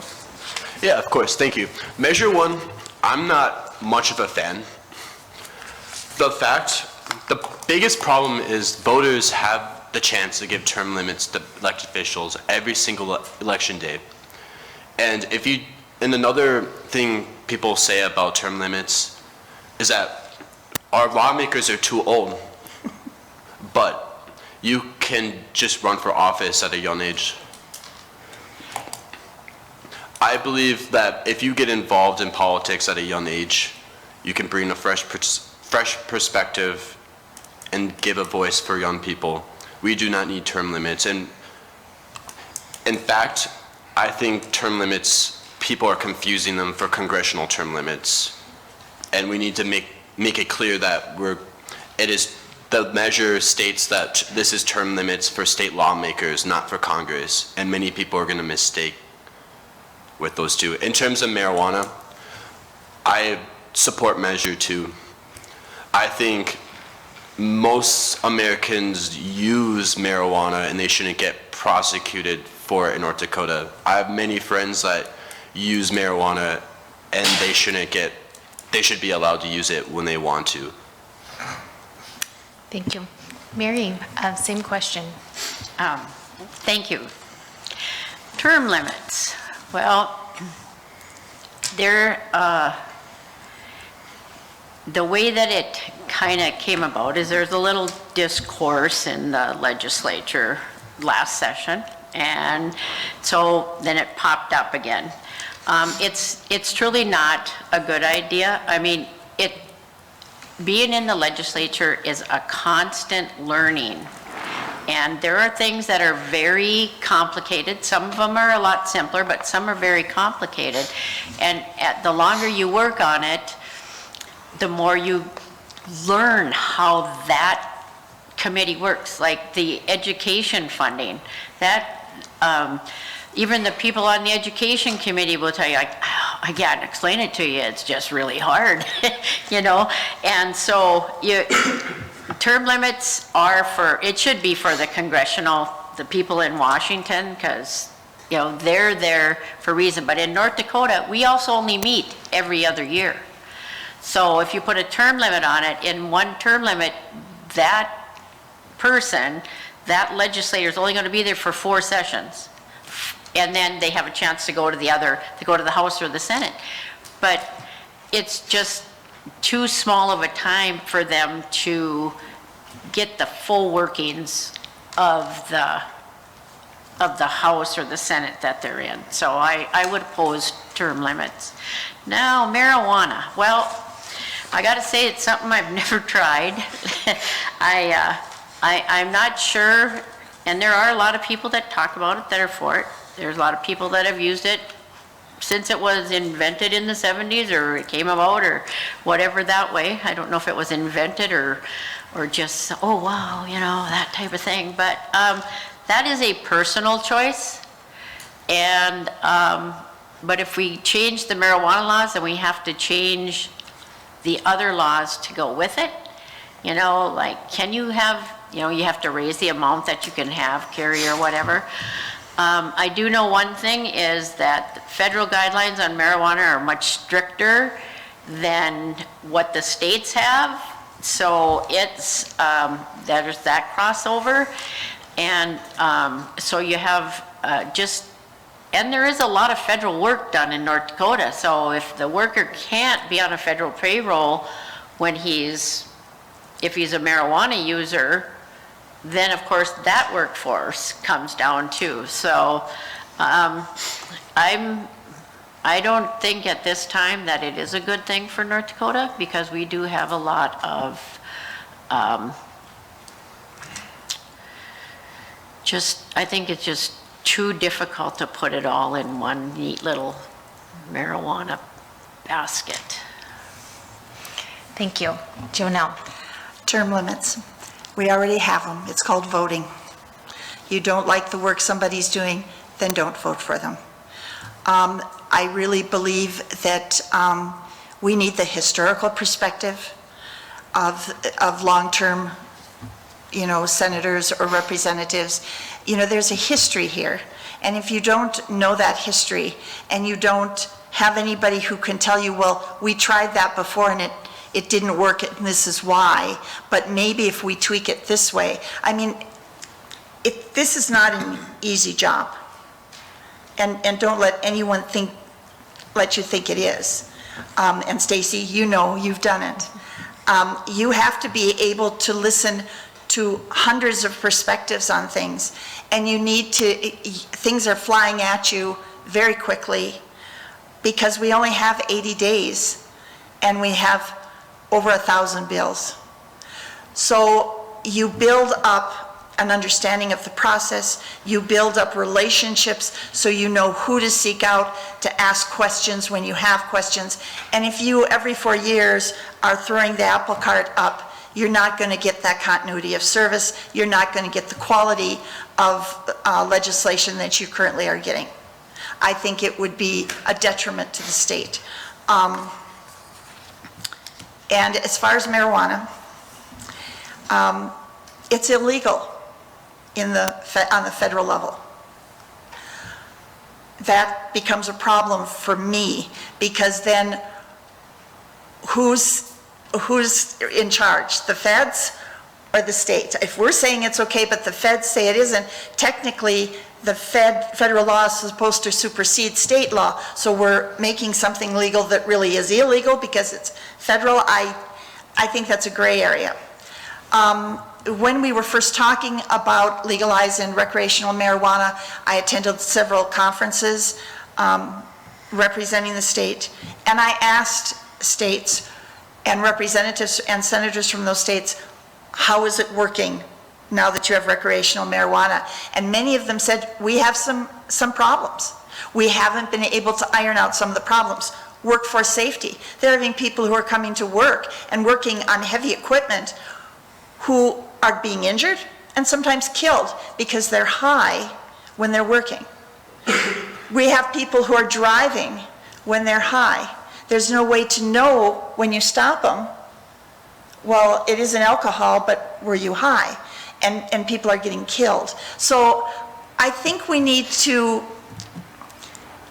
I know some of these states have worked out some of those bugs, and I think they have started to figure out how to get around some of that. But I think this bill is much better, or this measure is better written than the previous one. The previous one was really loose, and it it kind of threw everything to the wind, and this one I feel is a little tighter. But we do have the president who is saying that he's going to, loosen up the marijuana laws, and I still feel I'm more comfortable waiting till the federal government has given us some guidelines, and we have other states who have given us information that we can all draw upon. Thank you. I want it to be successful. Thank you. Eric? The first question, term limits. I don't support term limits. We have support of term limits in the form of voting.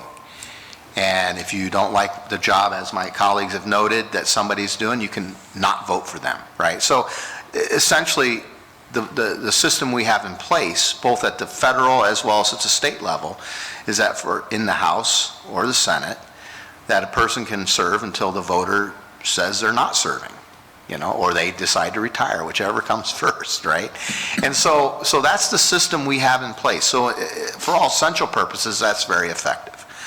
Marijuana is a touchy issue, and I'll come at it from the medical perspective, okay? So first of all, I think it's important to understand secondhand smoke. Constantly stimulating the receptors in the brain of a young person is probably not ideal. And we have to worry about secondhand smoke within a household. I always use this, last time I was exposed to a lot of secondhand smoke was at marijuana smoke was at a Willie Nelson concert back in the early 80s.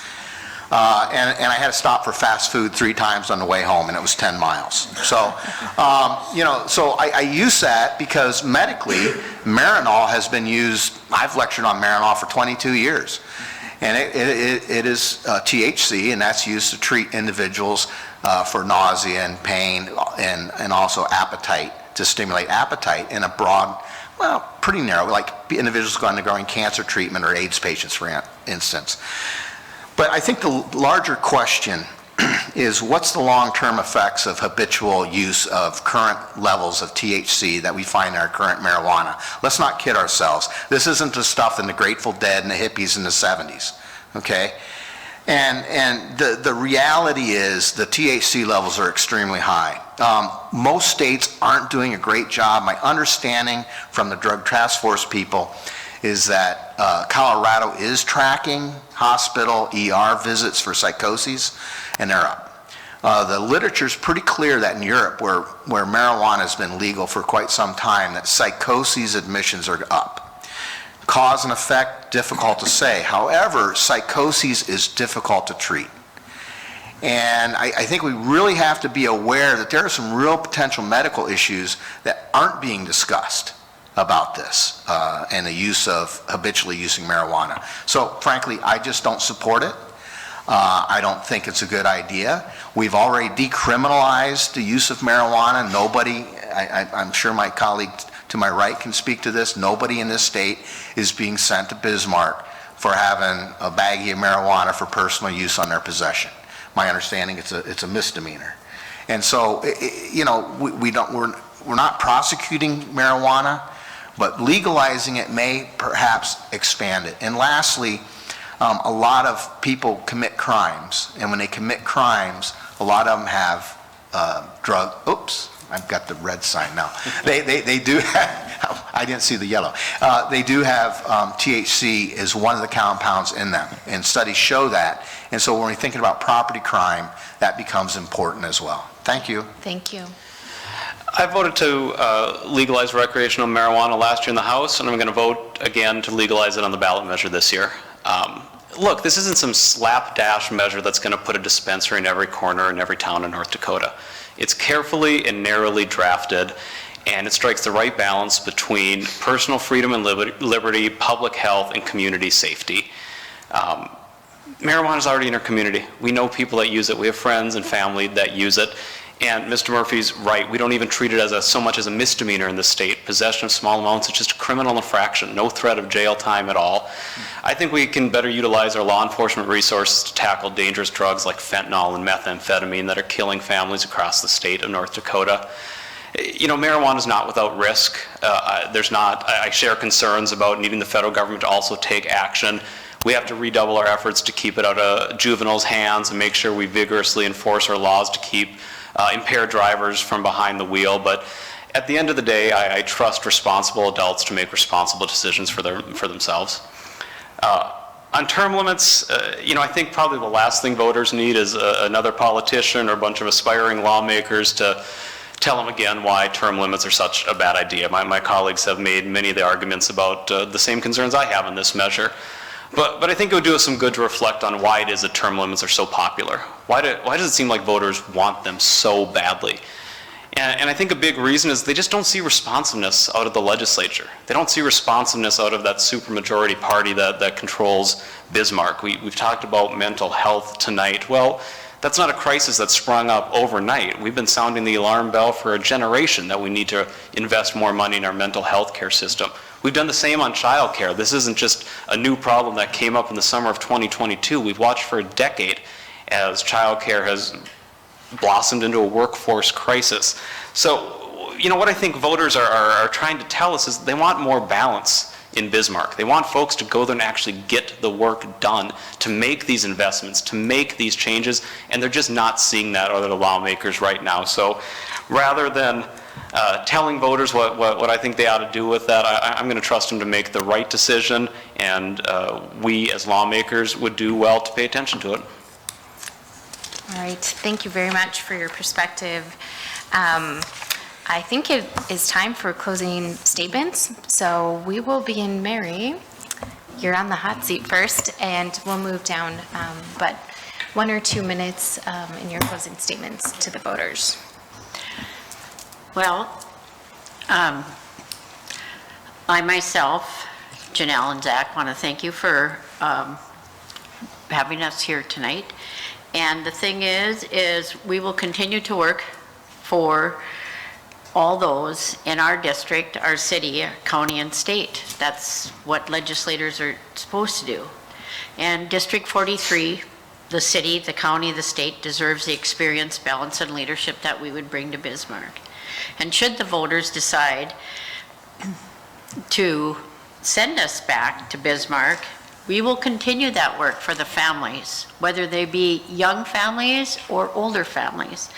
There's so much to be done, and the thing is that every year stuff is brought forward, but it's thrown out. Good laws are brought forward, but as Zach says, the majority doesn't think that it's worth talking about. Mental health, child care, education, those types of things. They always just kind of push those to the side, and then there's other things that they're thinking about, like gambling, horse racing, things like that, which don't help the people of North Dakota. It just helps the select few. So once again, I want to thank you for having us here, and hopefully next time I'll be in Bismarck. Ethan. Again, I'd like to add my words of thanks. I know we're going through a tough time, and I'll make it clear, I hear you, and I'm with you. We need to make sure that the concerns from the people of Grand Forks are heard in Bismarck. We need to focus on education, healthcare, and economy. Build that culture of excellence in our school system. We need to fix the school system and ensure that we're prioritizing things that actually matter, like math. Because only half of the students are actually proficient in math. Roughly half are proficient, and that's not a good thing at all. Healthcare, we need to realize success is access, and the economy, we must be able to build our own. Again, I would like to thank you, and be sure to vote November 8th and get your voices heard at the polls. Thank you. Zach? Thank you again, Stacy and Barry, for hosting us tonight. And it's so great to have an opportunity to talk to the voters directly. And I would welcome more and more opportunities to get us together to do that, so folks can hear about the important issues. Because what I think you heard tonight from my colleague, Senator Bakke, Representative Adams, myself, is that what we're trying to do is bring balance, experience, and leadership back to Bismarck so we can better serve you here in Grand Forks. That's how we're going to solve our workforce crisis. That's how we're going to finally fix our crumbling childcare and mental health care systems. That's how we're going to bring down those costs at the pump and at the grocery store. It's how we're going to restore reproductive freedom and healthcare privacy. And it's how we're going to keep our communities safe. Those are the important issues this election. That's what's on voters' minds. But I know as we get closer and closer to Election Day, some folks are going to try to scare you with a bunch of distractions. You'll probably see some unflattering pictures of the three of us next to some national politicians we've never met who hold a bunch of positions that we don't have. But we trust you in District 43. You'll see through that silliness. You'll reject those attacks because you know that we're just Janelle and Mary and Zach, and really the only agenda we have is doing what's right for our neighbors here in Grand Forks. And we think what's right is to bring that balance, experience, and leadership back to Bismarck, and that's why I'm asking for your vote this election.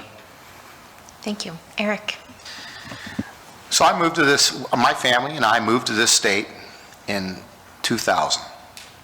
I've lived longer in Grand Forks, North Dakota, than I've lived anywhere in my life. And I've had choices. I've had opportunities to leave.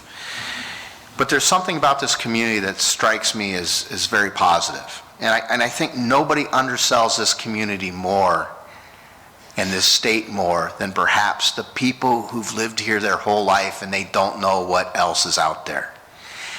It is amazing the safety we have here in our state. It is amazing the resources that we have and the ability we have to provide a better life for people. We talk about workforce. What we don't talk about is we need to bring people here. We need bodies here. We need individuals here who desire the freedom and the access to all that we have and we see every day and make a new life here in North Dakota. And that's one way we're going to solve our workforce problems. We need the 2022, 2023, 2024 pioneers pulling up in their U-Haul and coming to our state and joining us in what's one of the greatest states in the union. We're an awesome state for entrepreneurship. We need to continue to maintain that. We need to build our industries here with our own hands. Just like we broke the sod of the prairie years and years ago, we're breaking new ground here, whether it's in UAS or whether it's in biosciences. What are we going to do that's the next great thing in North Dakota? How many things are made right here in North Dakota that people don't know anything about? When I was in St. Petersburg, Russia, and I saw a Bobcat, I'm telling all my Russian friends, that's made in North Dakota. And they're like, wow, North Dakota? When we moved here, we had somebody for Verizon say, is that a state? My goodness, this is a wonderful state. It's got wonderful people. I look forward to bringing my energy, my out-of-the-box thinking to Bismarck. And I know it's a tough selection. It's a tough process. And no, I don't think we're going to have any ads with you next to some kind of politician. For those of you who don't know, Zach and I are near neighbors, and I've known Janelle a long time, as our sons are best friends. And that's the kind of state we have. Whether you're a Democrat or Republican, we can reach across the aisle and work together for you. Okay, our constituents in District 43, the Grand Forks community, the county, and the state at large. So I'd appreciate your vote in November, but however you vote, make sure you get out and vote. Thank you. Thank you. Janelle? Thank you. Tonight we've talked about a lot of different issues and we all have different opinions about how we perceive and what we perceive to be important to our community.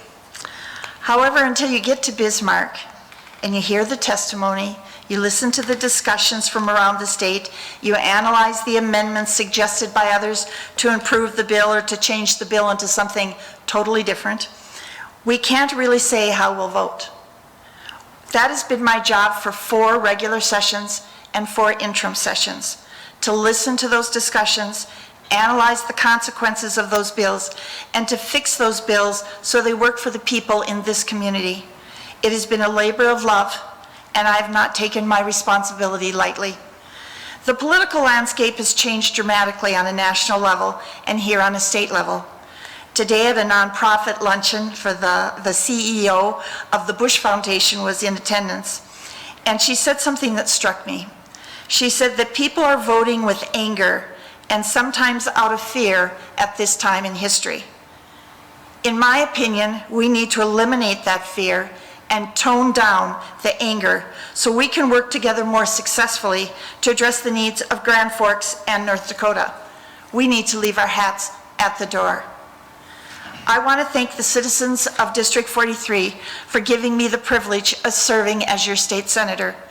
If re-elected, I pledge that I will continue to listen to the citizens in this community, our city, and other state leaders. Ask the hard questions in legislative committees and during floor debates to make an informed decision, one that will be in the best interest of Grand Forks and the state and its people. I would appreciate your vote on November 8th, as it would be an honor to serve you again for the next 4 years. It has been my privilege to work with both Representative Ista and Representative Adams. Again, I want to thank the Chamber for sponsoring this event this evening. This has always been one of the highlights, I think, of the campaign season, and I welcome this opportunity. Thank you. Yes, thank you very much. On behalf of the Chamber's Government Affairs Committee, I want to thank each of you for attending this evening and sharing your important perspective, not only with us, but those watching. We want to let you know that this forum will be available on the City of Grand Forks and the Chamber's Facebook page. So please tell all your friends about this discussion. So it was very good, so I want to thank you again. We also want to remind everyone, Election Day is Tuesday, November 8th, so be sure to get out and vote. Thank you. Thank you.